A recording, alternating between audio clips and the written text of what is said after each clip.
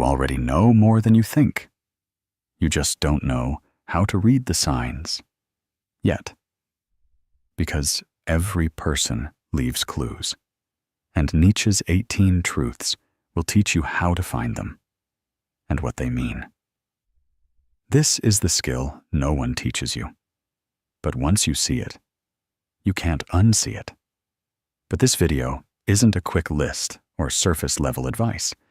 It's a complete breakdown, divided into 3 powerful parts, each building on the last. If you skip ahead or miss one, you'll lose the depth that makes this truly work. So stay with me. Because by the end of all 3 parts, you won't just understand others. You'll understand yourself in ways you never expected.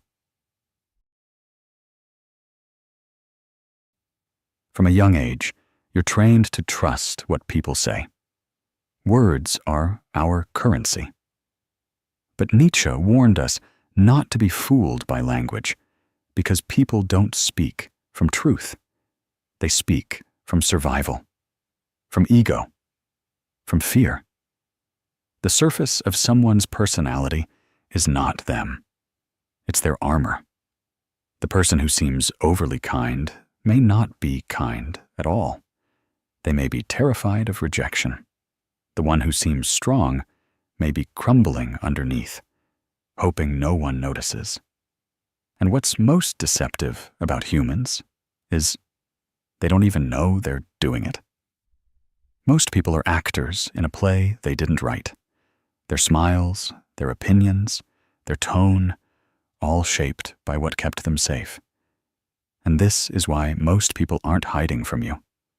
They're hiding from themselves. Nietzsche once said, "Every profound spirit needs a mask." But he didn't mean that as an insult. He meant it as a warning, to not confuse the mask with the person.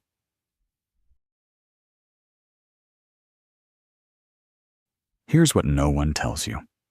People leak the truth. All the time. Not in their words, but in the cracks. The moments they look away. The way they laugh too long. The way they quickly change the subject when it gets too close. And Nietzsche's first psychological truth is this. 1. Everyone wears a mask to survive. Not because they're fake, but because they're scared. To survive society, people create a version of themselves they hope will be accepted.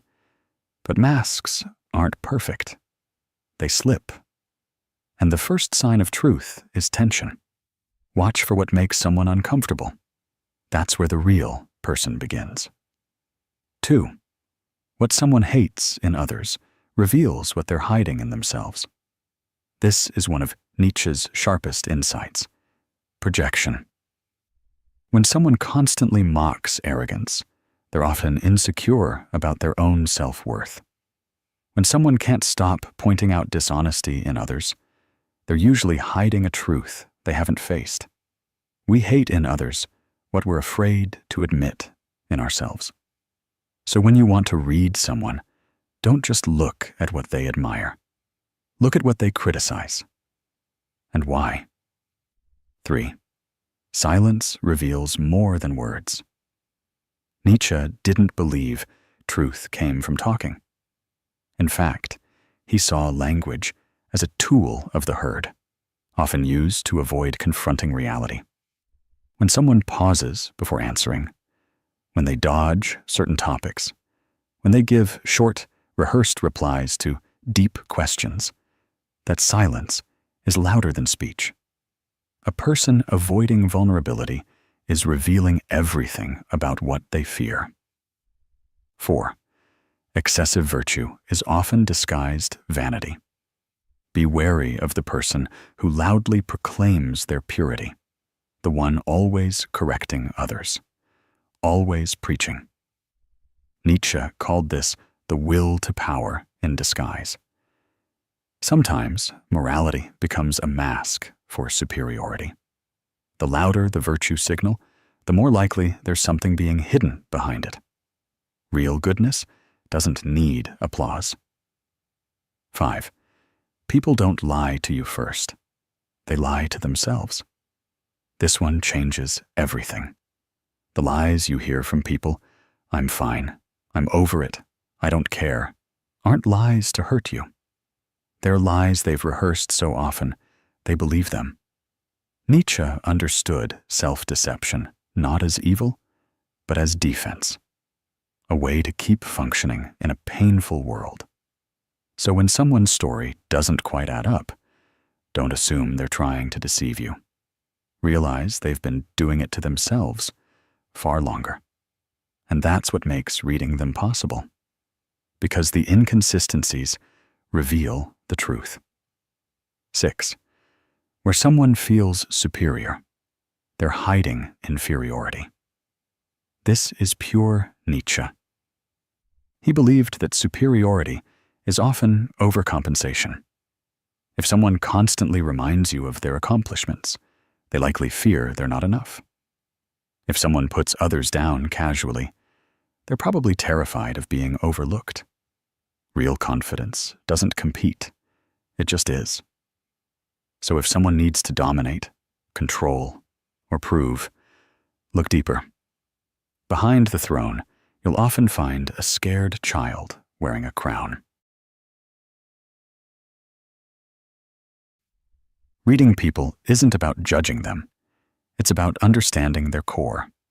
When someone interrupts constantly, you now know it's not always arrogance. It might be fear of being forgotten. When someone posts obsessively about happiness, it may be a cry for help. When someone avoids eye contact while saying, "I'm fine," you know to listen to the body, not the sentence. Use these truths not to gain power, but to extend compassion. Because the more clearly you see someone, the less likely you are to hate them. And that's Nietzsche's secret. He didn't want you to see through others so you could control them. He wanted you to see through them so you could stop being fooled and start connecting. And if you've ever looked at someone and felt like you were only seeing the surface, if you've ever wished you could decode what's really going on beneath the mask, drop a comment below. Let's talk about the moments when people showed you the truth without saying a word. And if this video helped you see people differently, subscribe. There's much more coming. And you'll want to see the rest of Nietzsche's truths unfold. It's one thing to notice the mask. It's another thing entirely to watch it crack. If you've ever paid attention, you've probably seen it happen. A flash of discomfort when someone's beliefs are challenged. The way their tone shifts when the subject gets too close. The nervous laugh that doesn't match the words. These moments aren't mistakes, they're clues. And if you know what to look for, you'll begin to understand that people aren't hard to read. They're just scared to be seen.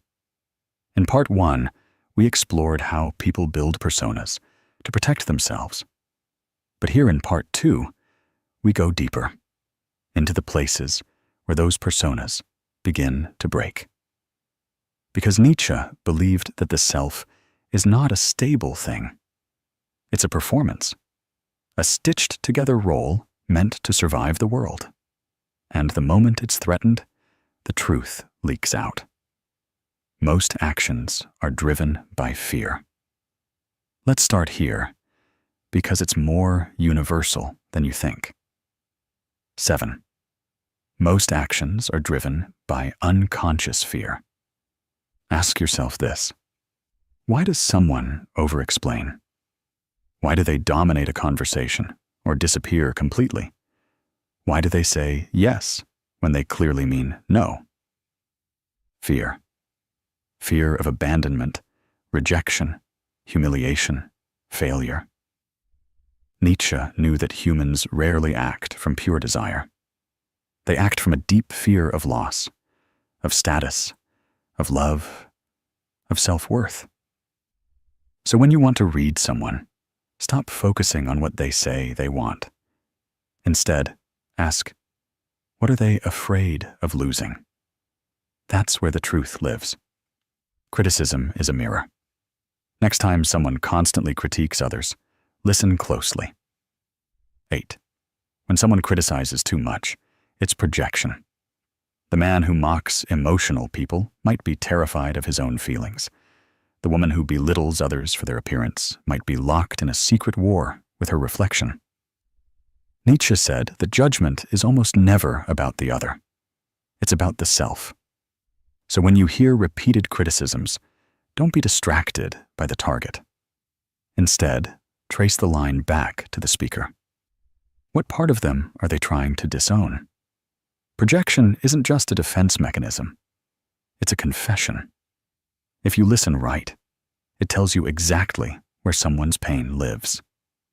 Confidence is often guilt in costume. There's a kind of person you've probably met, the one who seems overly sure of themselves, always in control, always composed. But watch long enough, and you'll see the tension in their jaw, the way they over-prepare, the defensiveness under pressure. 9. Guilt hides behind false confidence. Nietzsche observed this phenomenon in leaders, teachers, preachers, those who perform certainty because they're scared of being seen. When someone is chronically confident, look for the guilt they're trying to bury. Maybe it's something they regret. Maybe it's a version of themselves they're trying to prove wrong. Real peace doesn't perform. So when someone seems too confident, don't be intimidated. Be curious.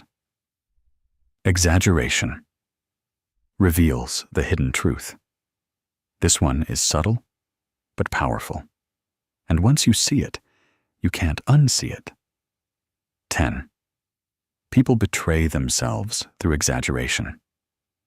Someone who constantly says, "I don't care what anyone thinks," likely cares deeply. Someone who claims, "I'm always happy," likely isn't. Exaggeration is a tell. It's the ego trying to drown out doubt. Nietzsche believed that extremism, in any direction, is a form of imbalance, not strength. So when someone's statements sound too absolute, don't believe the content. Read the insecurity underneath. Exaggeration is volume. The question is, what are they trying to silence? The desire for control masks inner chaos. Control. We seek it everywhere, in our jobs, our relationships, our routines. But some people crave it to the point of obsession, and that's a sign. 11. Those who seek control often fear inner chaos. Nietzsche saw this clearly. When the inner world is disordered, the outer world must be managed obsessively. If someone micromanages every detail, if they can't handle change, if they dominate people to feel powerful, it's not because they're strong. It's because something inside them feels out of control. So instead of fearing the controlling person, see them for what they are. Someone terrified that the moment they let go, it will all fall apart. The stricter the outer shell, the more fragile the inner self. Performance equals emptiness in disguise. This is one of Nietzsche's most haunting insights, and it applies more today than ever. 12. The louder the performance, the emptier the core. Look at social media. The endless look at me energy. The perfect poses, the constant updates, the curated identity. Nietzsche didn't see this as strength. He saw it as desperation. When someone is constantly performing, it's because they don't believe they'll be seen or loved without it. So they create noise, color, drama. But the person who truly knows themselves doesn't need to be watched. They're already whole. So when someone's life looks like a performance, remember this: it's not a show of power. It's a whisper of need. Putting it together. You're probably starting to feel it now. The shift. You walk into a room, and suddenly, the patterns speak louder than the words. You see someone interrupting constantly and realize they're terrified of being forgotten. You see someone who boasts endlessly and sense their invisible wound. You're not reading minds. You're reading the mask. And Nietzsche gave you the flashlight. This isn't just a skill. It's a responsibility. Because once you learn to see people clearly, you can't unsee it. And you'll begin to understand that most people are suffering quietly behind polished smiles. Reading them is not about gaining leverage, it's about offering grace.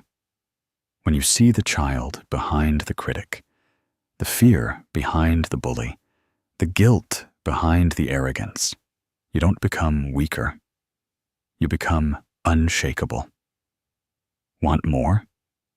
If this part of the video opened your eyes, wait until the final part.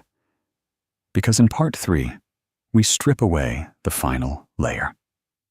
We'll explore how people's deepest childhood wounds show up in their adult personalities, how their envy, their silence, their need to be remembered, all reveal their soul. You'll learn the final 6 truths that make you see people with absolute clarity. But more importantly, you'll understand yourself. By now, something in you has shifted. You don't just see people, you read them, not as villains, not as victims, but as humans trying to survive with masks they didn't even choose. But we're not done yet, because behind every behavior is a belief, and behind every belief is a wound. This final part is about learning to recognize the soul, the deep story that hides underneath the surface of everyone you meet. Nietzsche didn't just expose people's patterns, he illuminated where those patterns come from. Let's finish what we started. 13. No one speaks from logic, they speak from pain. You might think that people are rational, that they argue based on facts, make decisions based on reason. But Nietzsche believed otherwise. He believed that underneath every logical argument is an emotional wound. A person might say, "I don't believe in love, it's just a fantasy." But listen closely. They're not stating a fact. They're protecting a pain. People form their views based on what hurt them, then justify those views with logic. So when you want to understand someone's worldview, don't just ask what they believe. Ask what broke them. Ask what scared them. Ask what they never want to feel again. This changes everything. It shifts your focus from, why are they saying this, to, what are they afraid of repeating? And suddenly, their opinions aren't threats. They're defenses. Their arguments aren't attacks.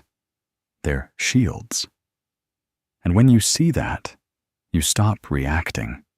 You start understanding. 14. How someone reacts to weakness reveals their power. Want to truly see someone's character? Don't watch how they treat powerful people. Watch how they treat someone who can't fight back. Nietzsche believed that real strength isn't proven through domination. It's revealed through restraint. If someone mocks vulnerability, they're afraid of their own. If someone punishes mistakes, they likely weren't allowed to make any. If someone always wins but leaves others bleeding, they're still at war with themselves. But the person who can witness weakness without judgment, who can sit with sadness without running away, who can forgive what they could have punished, that's someone who is no longer ruled by the past. They don't need to prove anything, because they've already won the inner war. So if you want to read someone, give them a moment where compassion is an option. What they do in that moment will show you who they are, not just who they pretend to be. 15. When someone fears being forgotten, they chase attention. Ever met someone who always needs to be seen? Every room they enter, every story they tell, every outfit they wear screams, "Notice me." At first glance, it looks like confidence, but Nietzsche saw through it. He believed that the hunger for attention often comes from a deeper fear, the fear of being invisible, of being erased, of living and dying without leaving a mark. So people create noise, not because they love it, but because they can't bear the silence. The child who was ignored becomes the adult who overcompensates. And instead of asking for love directly, they demand it indirectly through performance, drama, or chaos.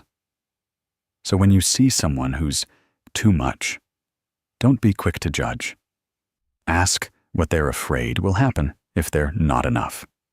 Because sometimes attention isn't vanity. It's a cry. 16. The person they attack is often the person they envy. One of Nietzsche's boldest truths, and one of the hardest to admit, is this: people don't always attack because they hate. They often attack because they admire, but feel they can never be. Criticism is easier than admiration. So the person who tears down someone successful, who mocks someone confident, who gossips about someone free, isn't just mean. They're in pain. Because to see someone embody a part of you that you've abandoned is to be reminded of what you've lost. So instead of celebrating the other, we destroy them. But envy is just unspoken desire. It's the soul saying, "I want that too, but I don't believe I'm allowed." If you can see this in others, you become immune to petty hate. If you can see this in yourself, you become free. 17. People act out their childhood, not their beliefs. You've heard it said, people don't change. But Nietzsche would say, people repeat. They repeat the roles they were forced to play, the fears they were taught to carry, the dynamics they never escaped. A person who is never heard becomes someone who never listens. A person who is punished for expressing emotions becomes cold, logical, detached. A person who had to earn love becomes someone who performs for affection, even when it's toxic. They think they're acting from beliefs, but really, they're just reenacting the past. So if you want to read someone, don't just look at who they are. Ask who they had to be. Because behavior is just biography. And behind every adult is a child still waiting to feel safe. 18. Their patterns are a confession, if you know how to listen. This is the final truth, and it changes everything. People don't always know how to express what hurts, but they will show you, again and again, through patterns. A person who ghosts when things get close. A person who overworks to avoid stillness. A person who flirts with everyone, but connects with no one. These aren't random behaviors. They're confessions. They're saying, this is how I protect myself. They're saying, this is where I was hurt. They're saying, this is what I fear repeating. Nietzsche believed that if you learn to listen deeply, not to words, but to patterns, you can hear the truth before it's spoken. And when you do, something amazing happens. You stop personalizing.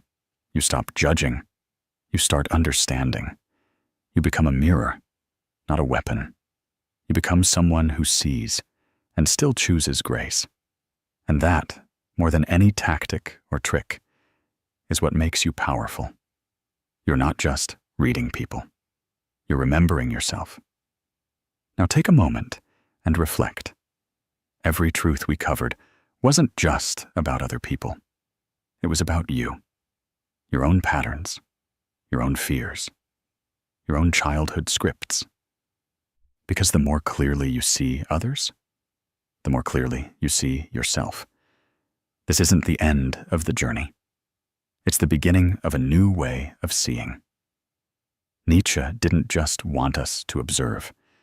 He wanted us to awaken, to know that everything we judge in others is something we carry, that everything we admire is something we long to embody. So if you've felt seen by this video, if you've recognized patterns in people or in yourself, don't keep it to yourself. Comment below. Which of these 18 truths hit you the hardest?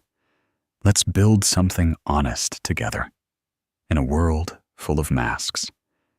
And if this spoke to you, subscribe. This is just the beginning of learning to see what's hidden and becoming who you really are.